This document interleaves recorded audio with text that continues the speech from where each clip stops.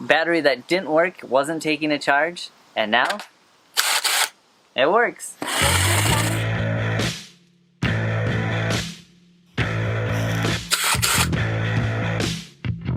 Today I'm going to show you how to fix your Ryobi battery that won't take a charge anymore. At least that's the goal. So, first things first, you got to have your dead batteries. We need a T15 bit and something to drive that. Screwdriver works just fine. But take out the screws, keep these tabs in there, so then you'll just pull up,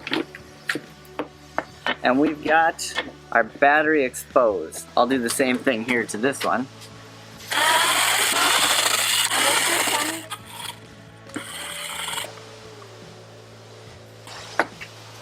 Now, this one's a generic one.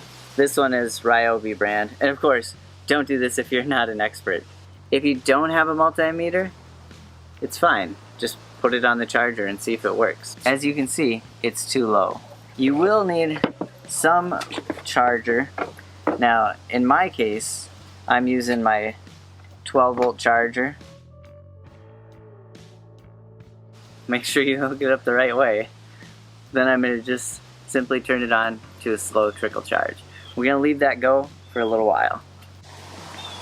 You only need to have it connected for a few minutes, and it already climbs up to where you need it to be. So we're going to put this back together, and we're going to see if it works now.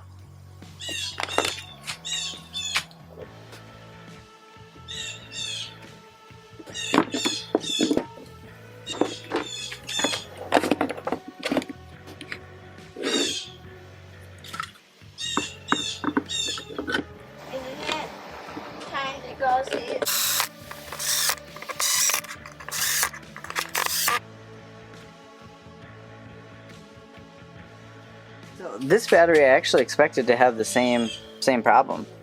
It does not show any voltage here across the terminals on top, but it shows power here. So, problem solving. I actually just visually inspected this by taking it out. I noticed that there's a little bit of a burn right here.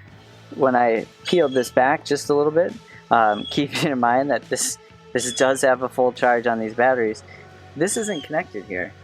So, bad spot weld, it's come disconnected, and when I actually push this together and then check across the leads, I do have full power, so I just need to go in and solder this so it makes a solid connection. At this point, I've got the battery that says it's fully charged, so let's see if it works.